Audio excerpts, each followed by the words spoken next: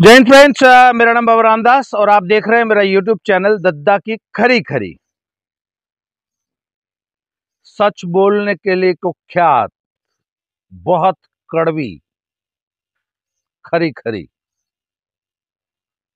तो कल साहब मेरे पास ना एक पत्रकार, महिला पत्रकार का फोन आया और बहुत बड़े अखबार की पत्रकार है। और चूंकि आजकल भाई पहलवानों का एक बड़ा गर्मा गर्म टॉपिक तो चल ही रहा है, तो एवरीबडी वांट्स इंफॉर्मेशंस। तो उसने अपने सर्कल में पूछा हुआ कि किसी रेसलिंग कोच का नंबर दो, तो किसी ने उनको मेरा नंबर दे दिया।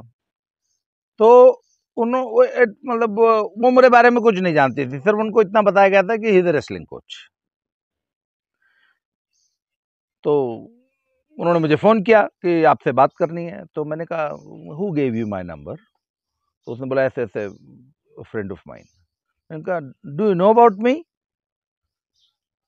कहती नो। मैंने कहा अच्छा। तो जब बात हमारी शुरू हुई तो मैंने कहा कि आप मेरा पॉइंट ऑफ व्यू आपसे डिफरेंट हो सकता है इस केस में, क्योंकि आप एक ट्रेडिशनल मेन स्ट्रीम मीडिया के पत्रकार हैं। तो वो एक सेट माइंडसेट के साथ आई थी मुझसे बात करने। तो उन्होंने बोला आप क्या सोचते हैं? तो मैंने बोला ये तो पूरा झूठा केस है। तो ना वो उनके अंदर की फेमिनिस्ट नारी जाग गई और उन्होंने बोला how can you be so sure कि ये लड़कियां झूठ बोल रही हैं? And how can you be so negative, so biased towards women? तो मैंने कहा same question applies to you too. How can you be so sure? आप इतनी श्योर कैसे हैं कि नहीं वो लड़कियां सच बोल रही हैं? तो ये डिस्कशन हमारा उनका शुरू हुआ। तो मैंने उनसे मेरा तो एक ही सवाल होता है, जो भी बहस करने मुझसे आता है या बातचीत करता है, तो मैं पूछता हूं कि आपने एफआईआर पढ़ी है? आपको पता है एलिगेशंस क्या लगाए गए हैं? तो उन्होंने वही जो अखबारों में जो आज से 4 दिन पहले जो छपा था वो पढ़ रखा था। तो मैंने कहा आपको पता है कि स्पेसिफिक एलिगेशंस लड़कियों ने क्या लगाए हैं? तो वो कहती नहीं। तो मैंने कहा then how can you be so sure कि वो झूठ बोल रही हैं? तो कहती वो झूठ कैसे बोल सकती हैं? मैंने कहा वो झूठ क्यों नहीं बोल सकती? कहते कोई एक लड़की अपने बारे में अपनी इज्जत ऐसे उछालेगी? मैंने कहा कोई लड़की? अच्छा, मैंने कोई पुरुष उछालेगा अपनी इज्जत? तो मैंने कहा why are you so biased? और आपने ये क्यों मान लिया कि कोई लड़की झूठे आरोप नहीं लगा सकती? खैर तब हमारी ये इस प्रकार की डिस्कशन चलने लग गई। तो फिर मैंने उनसे वही पूछा कि आपको मालूम है आरोप क्या है? और कहती आप कैसे कह सकते हैं कि आरोप झूठे हैं? मैंने कहा आप पढ़ी लिखी हैं? कहती हाँ। मैंने कहा आपने यूनिवर्सिटी से डिग्री की होगी? कहती हाँ।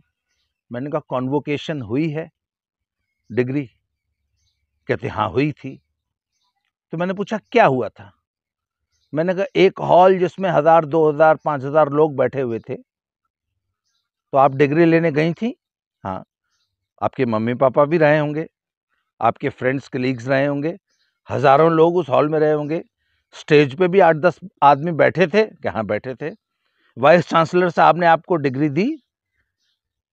और अगर आप कोई लड़की आरोप लगाने लगे, वाइस चांसलर साहब ने डिग्री देते समय ही स्टार्टेड ग्रोपिंग, वो मेरी ब्रेस्ट टटोलने लगे।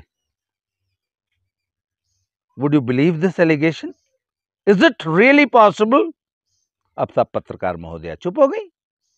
मैंने कहा आप बताइए ना, आप डिग्री ले रही हैं मंच पे चढ़ के, वाइस चांसलर साहब आपको डिग्री दे रहे हैं, मंच पे भी 10 लोग बैठे हैं और आपके मम्मी पापा सामने खड़े होके वीडियो बना रहे हैं कि हमारी बेटी को डिग्री मिल रही है, और वाइस चांसलर साहब ने आपकी टी शर्ट उठाई। Would you believe this allegation? Then you are asking me how are you so sure कि लड़कियां झूठ बोल रही हैं? सब ये है आज की मीडिया का माइंडसेट कि इन्होंने एक रट लगा ली है, एक लाइन पकड़ ली है और पहले दिन से एक पुरुष को सिर्फ इसलिए दोषी मान लिया कि कुछ लड़कियों ने आरोप लगाए। मीडिया ने सवाल पूछना बंद कर दिया है। वो अच्छा मुझसे वो पूछती मतलब आपके पास इतनी सूचनाएं कहां से आती हैं? मैंने कहा जनाब मेरे पास इतनी सूचनाएं इसलिए आती हैं क्योंकि मैं सूचनाएं एकत्र करता हूं। मैं खुद से सवाल पूछता हूं। मैं I don't take things lying down कि किसी ने कुछ भी बोल दिया और हमने आंख बंद करके मान लिया। नहीं, हमारे सामने जब भी कोई बात आती है तो हम खुद से सामने वाले से लॉजिकल प्रश्न पूछते हैं और उन प्रश्नों के उत्तर में हमें सारे जवाब मिल जाते हैं, फिर सारी स्थिति स्पष्ट हो जाती है। पत्रकारों ने सवाल पूछना बंद कर दिया है।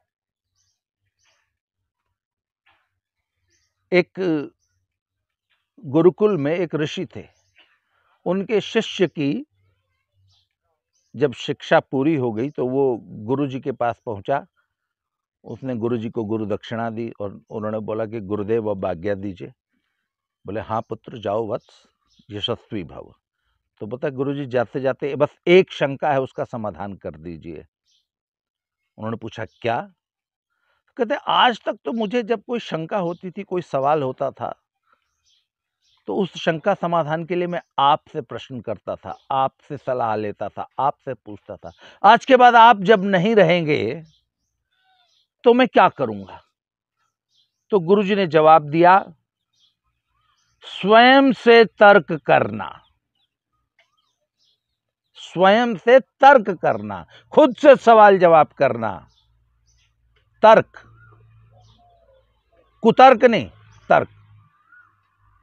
तो उन्होंने बोला तर्क व ऋषय, कि आज के बाद तर्क ही तुम्हारा ऋषि है, तुम्हारा गुरु है। Start asking questions. तो दिस वाज द इंट्रोडक्शन। तो कल साहब मैं एक वीडियो देख रहा था कि साक्षी मलिक जी ने एक जुमला फेंका कि नहीं जी हमने कोई आंदोलन वापस नहीं लिया, रेलवे की ओएसडी के तौर पे भी मेरी कुछ जिम्मेवारियां हैं, कुछ फाइलों पे साइन करने थे, इसलिए मैं ऑफिस चली गई थी, पर आंदोलन तुम्हारा न्यूआ चलता रहेगा। ये साक्षी मलिक जी ने एक पत्रकार को उसके सवालों के जवाब में उत्तर दिया। उस पत्रकार ने आगे सवाल नहीं पूछा। और तो मैंने कल की वीडियो में ना एक एनालॉजी दी थी, एक उदाहरण दिया था कि भैया ये जो नौकरी होती है ना, it is like a husband. वो पति की तरह होती है, ससुराल की तरह होती है। कुछ प्रोटोकॉल्स होते हैं, कुछ मर्यादाएं होती हैं, उन मर्यादाओं में आप बंधे रहते हैं। 1000 किस्म के नियम कानून होते हैं। और ये जो आंदोलन होता है ना, it is like a boyfriend. पति एक ही होता है, बॉयफ्रेंड तो चाहे 20 रख लो, किसी के साथ मैगी खा लो, किसी के साथ अगले 10 मिनट बाद पिज्जा खा लो, किसी के साथ मंचूरियन खा लो। आई समझ में? तो साक्षी मलिक जी, आप सरकारी नौकरी करती हैं या अपने पिताजी के किराने की दुकान पे काम करती हैं? मतलब आपने रेलवे को वैष्णव साहब के किराने की दुकान समझ लिया है क्या? कि नहीं मेरे को कुछ फाइलों पर साइन करनी थी, इसलिए तो मैं आंदोलन छोड़ के ऑफिस चली गई थी। आंदोलन तो नहीं चलता रहेगा। जैसे ना वो लड़की आई कॉलेज से तो पापा से बोली, पापा थोड़ी देर दुकान पे मैं बैठ जाती हूँ, आप जाओ रोटी खाया हो।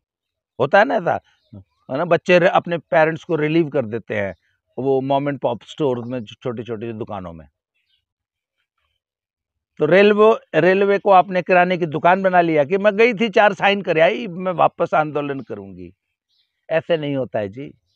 और मैं अपने दर्शकों को जानकारी के लिए बता दूं कि जब आप सर्विस ज्वाइन करते हैं ना, और स्पेशली जब आप ऑफिसर बनते हैं, हर सर्विसमैन को नौकरी में लेते वक्त एक प्रक्रिया होती है, उसे इंडक्शन कहा जाता है।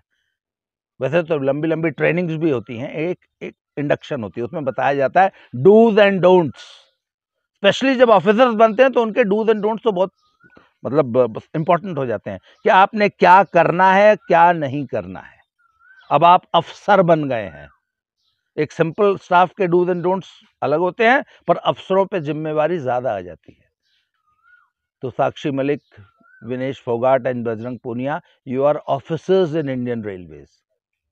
तो आपकी इंडक्शन हुई थी, आपको कुछ डूज एंड डोंट्स सिखाए पढ़ाए गए थे। आप ऑफिसर ऑन स्पेशल ड्यूटी है ना। तो मैं अपने दर्शकों की जानकारी के लिए बता दूं, ये जो आप ना इस तरह किसी सरकारी नौकरी में रहते हुए एजिटेशन नहीं कर सकते। एजिटेशन तो बहुत दूर की बात है, आप फेसबुक पे एक लाइन की पोस्ट भी नहीं लिख सकते सरकार के खिलाफ। आप ट्विटर पे एक बयान नहीं दे सकते सरकार के खिलाफ, क्योंकि आप सरकार के कर्मचारी हैं। भीष्म पितामह ने कहा था ना कि मुझे मालूम है दुर्योधन का पक्ष सही नहीं है, परंतु मैं हस्तिनापुर राज्य का कर्मचारी हूं, सेवक हूं, मैं राज्य के खिलाफ नहीं जा सकता, ये जानते हुए भी कि दुर्योधन गलत है। द्रोण और भीष्म उस अधर्म के साथ ही रहे और पांडवों के खिलाफ लड़े थे, क्योंकि they could not go against the state. इसको कहते हैं प्रोटोकॉल। तो साक्षी मलिक जी, आप एक तो सरकार की नौकरी में रहते हुए किसी किस्म का एजिटेशन कर ही नहीं सकती, और आप तो पूरी सरकार को बदनाम कर रही थी उस दिन, जिस दिन की 28 तारीख को हमारी नई संसद का उद्घाटन हो रहा था और पूरी दुनिया में देख रही थी। खैर साहब, सरकार ने अब तक आपके खिलाफ बहुत कड़ा एक्शन इसलिए नहीं किया क्योंकि वो, मैंने कहा ना, हमारा देश होलिकाऊ सिंड्रोम से ग्रस्त है। बेचारी अबला नारी, मिडलियाई है मारी छोरी, इसीलिए अब तक आपके खिलाफ सख्त एक्शन नहीं लिया गया, पर चिंता मत करिए, होगा। तो पहली बात तो आप सरकारी नौकरी में रहते हुए एजुटेशन कर नहीं सकती, और आप सर्विस रूल से बंधी हुई हैं, और आप नियमतः अपने स्टेशन से अगर बाहर जाती है ना, तो आपको स्टेशन लीव लेनी पड़ती है। और एक सरकारी कर्मचारी के लिए 15, 16, 18, 20 किस्म की लीव्स होती हैं। अगर एकदम छोटी सी एक दिन के लिए चाहिए, अचानक काम पड़ गया, तो वो कैजुअल लीव होती है। अगर आप 4-6 दिन बीमार पड़ गई तो वो मेडिकल लीव होती है। एक आपकी अर्न लीव होती है जो आप अर्जित करती हैं, उसको अर्जित अवकाश बोलते हैं। उस साल में आप 1 महीना ले सकती हैं, पर ये लीव सैंक्शन करानी पड़ती हैं। बिना सैंक्शन अगर आप लीव पे चली जाए तो आप एब्सेंट मानी जा सकती हैं। इसके अलावा और maternity leave, paternity leave, extra ordinary leave, study leave, दुनिया भर की लीव्स होती हैं। तो आप पिछले दिन से जब से एजुटेशन कर रही थे ना, तो आप ऑन लीव थी, ड्यूटी पे उपस्थित रहते हुए आप एजुटेशन नहीं कर सकते। तो जब कोई सरकारी कर्मचारी छुट्टी पे होता है ना, तो वो वापस ज्वाइन करता है, तो आपके बाप की किराने की दुकान नहीं कि जब मर्जी जाके कुर्सी पे बैठ जाओगे और सौदा तौलने लग जाओगे। मेरे को 4 फाइलें साइन करनी थी, मैं न्यू ऑफिस चली गई थी। जी नहीं, आपको रेलवे ने 27 तारीख को नोटिस सर्व किया था कि तुरंत नौकरी ज्वाइन करो, नहीं तो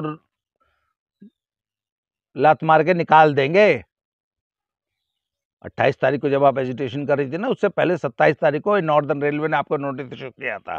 खैर, उसके बाद आप गई, आपने नौकरी ज्वाइन की, और ऐसे ही नहीं कर ली, आपने बाकायदा ज्वाइनिंग लेटर दिया होगा कि dear such and such sir ji, I Sakshi Malik today hereby report for duty on this and this date in the forenoon of this and this date, आज इतने बजे अपराह्न में इतने बजे ड्यूटी के लिए उपस्थित होती हूँ, after availing a leave of इतने दिन। फिर आपकी ज्वाइनिंग को एक व्यक्ति, एक जिम्मेदार अधिकारी, आपका बॉस सैंक्शन करता है। जैसे छुट्टी सैंक्शन होती है ना, उसी तरह ज्वाइनिंग भी सैंक्शन होती है। ये नहीं कि जब मर्जी चल दिए और जब मर्जी आ गए, जी नहीं। छुट्टी लेओगे तो पहले छुट्टी मांगोगे, सैंक्शन होगी, मंजूर होगी, तब जाओगे छुट्टी पे, और जब वापस आओगे तो ज्वाइनिंग दोगे, और सरकार ये डिसाइड करेगी कि आपको ज्वाइन कराना है कि नहीं कराना है। आई समझ में? तो आपने बकायदा अर्जी देके नौकरी ज्वाइन की है कि I hereby report for duty today in the morning of this date. इसलिए आप पब्लिक को बेवकूफ बनाना बंद कीजिए। आप बेवकूफ हो सकती हैं, पब्लिक बेवकूफ नहीं है। आप और आपका वो पत्रकार बेवकूफ हो सकता है, उसने आपसे सवाल नहीं पूछे। पब्लिक बेवकूफ नहीं है। और मैं तो सवाल पूछूंगा, ये कौन सी किराने की दुकान चला रहे हो कि मैं 4 फाइल साइन किया करूंगी, उसके बाद एजुटेशन करती रहूंगी।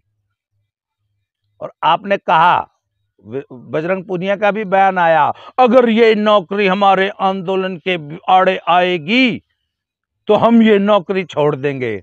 वैसे ही छोड़ देंगे जैसे मेडल बहा देंगे था। मेडल तो नहीं बहाए आपने, हमने तो बहुत बहुत रिक्वेस्ट की थी, अरे बहा दो बहा दो। आप, क्योंकि आप इस मेडल के हकदार नहीं हो। ये मेडल आपके गले में पड़ के बेचारा शर्मिंदा महसूस कर रहा होगा कि कितने घटिया, गलीच, धोखेबाज, झूठे, फरेबी लोगों के गले में मैं पड़ा हुआ हूं। तो जो मेडल में आने की धमकी थी वही है, नौकरी छोड़ने वाली धमकी है कि अगर ये हमको नौकरी के डर दिखा के ब्लैकमेल ना करे सरकार, हम ये नौकरी न्यू न्यू 1 मिनट में छोड़ देंगे। अरे छोड़ दो ना भाई, किस पे एहसान कर रहे हो? अच्छा, ये नौकरी करके एहसान किस पे कर रहे हो? मैडम जी, भारत सरकार ने एहसान कर रखा है आपको नौकरी देके, समझी? और आप अपने दर्शकों को एक बात और बता दूं, ये हिंदुस्तान में तो एक आधा मेडल वो भी अब आने लगा है ना। चीन में, यूएस में, अमेरिका में और बाकी कंट्रीज में ना ओलंपिक मेडलिस्ट न्यू आंडे हैं। जैसे दिल्ली की सड़कों पे इंजीनियर जो है ना बीटेक्स करके बेरोजगार घूमते हैं, अमेरिका और रशिया में ऐसे घूमते हैं ओलंपिक मेडलिस्ट, गोल्ड मेडलिस्ट, और कोई सरकार नौकरी नहीं देती। आप लोगों को जैसे दामाद की तरह पाला जाता है ना, हाँ जी, 150 रुपया खर्च किया ना सरकार ने। आप तो जाती हैं ना अमेरिका ट्रेनिंग करने, जाती हैं ना। किसी अमेरिकन एथलीट से पूछा कि सरकार आपके ओलंपिक ट्रेनिंग पे कितने पैसे खर्च करती है, कितने दिन सरकारी छुट्टी मिलती है, कितने दिन अपने 125 किलो के हस्बैंड के साथ मुल्तानी मारती हो विदेश में जाके, टॉप्स के खर्चे पे और जेएसडब्ल्यू और ओजीक्यू के खर्चे पे? फूटी कौड़ी नहीं देती सरकार। ओलंपिक से पहले सिर्फ 90 दिन का एक कैंप लगाती है। बाकी सारी पहलवानी, सारी स्पोर्ट्स खिलाड़ी अपने सोर्सेस से, अपने शौक के लिए, अपने संसाधनों से करता है, और मेडल जीत के सरकार पे एहसान नहीं करता। और ना वहां कोई किसी किस्म की प्राइज में नहीं मिलती है कि लो भाई कॉमनवेल्थ गेम जैसा फर्जी डिस्ट्रिक्ट लेवल टूर्नामेंट जीत लिया तो 2 करोड़ रुपए दे दो, डीएसपी की नौकरी दे दो। हाँ जी, अपने दर्शकों को और बता दूं, रेसलिंग की कॉमनवेल्थ गेम्स और Commonwealth championship district level tournament है। जो कॉमनवेल्थ गेम्स का ब्रॉन्ज मेडलिस्ट होता है, उसका सोनीपत डिस्ट्रिक्ट की चैंपियनशिप में ब्रॉन्ज नहीं आ सकता। गोल्ड की तो बात से छोड़ दो, सपना भी नहीं है। कॉमनवेल्थ गेम्स के अगर 40 ब्रॉन्ज मेडलिस्ट है ना, उनको सोनीपत डिस्ट्रिक्ट में लड़ा दो, 40 के 40 का ब्रॉन्ज नहीं आओगा। ये स्टैंडर्ड है कॉमनवेल्थ गेम्स का। ऐसे ऐसे द्वीप पार्टिसिपेट करते हैं जिनकी जनसंख्या 1000, 2000, 5000 है, और टोटल नंबर ऑफ कॉम्पिटिटर्स किसी वजन में 5 होते हैं, किसी में 4 होते हैं, किसी में 6 होते हैं। उनके मुल्तानी मार के आप गोल्ड ले आए और 2 करोड़ रुपए और डीएसपी की नौकरी। ऊपर से एहसान, हमारी छोरी मेडल ले आई है। तो ये मेडलों का एहसान किसी और पे करना।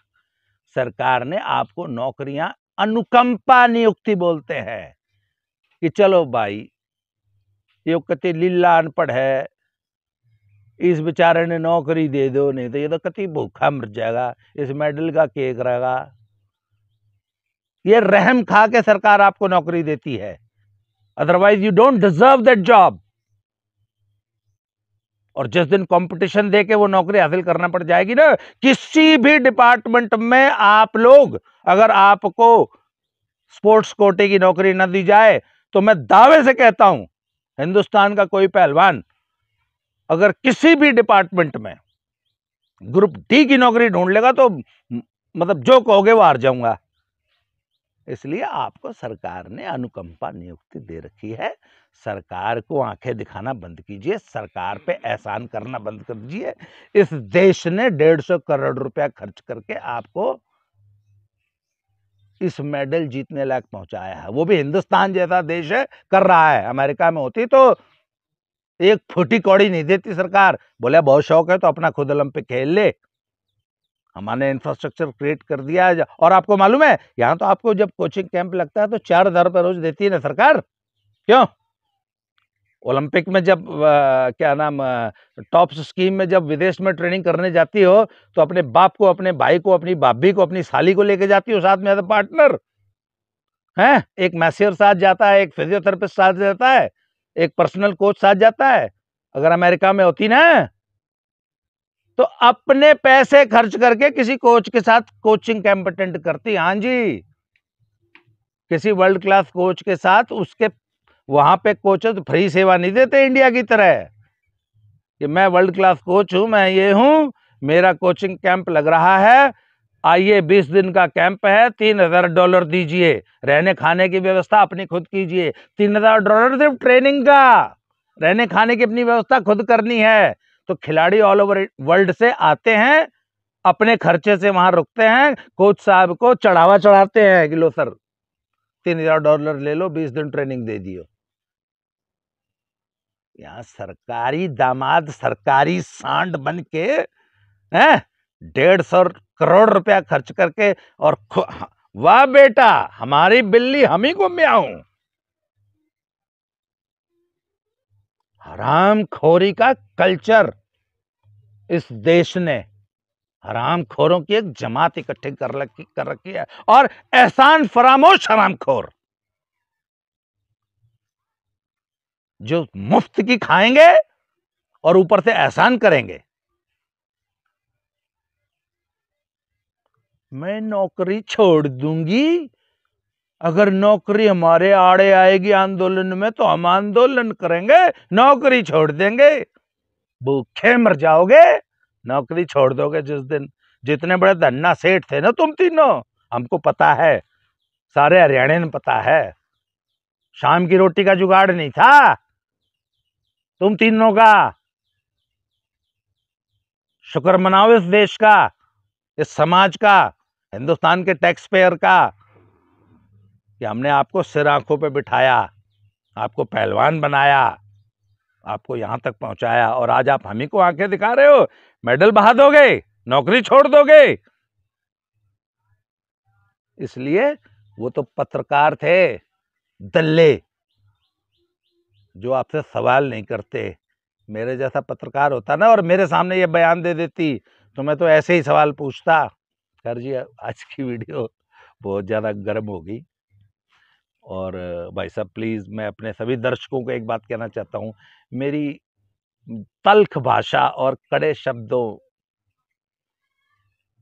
को माइंड मत किया करो। मैं ना वो है ना, वो पाकिस्तान वाला वो सीरियल है ना, कि मैं भावनाओं में बह जाता हूँ।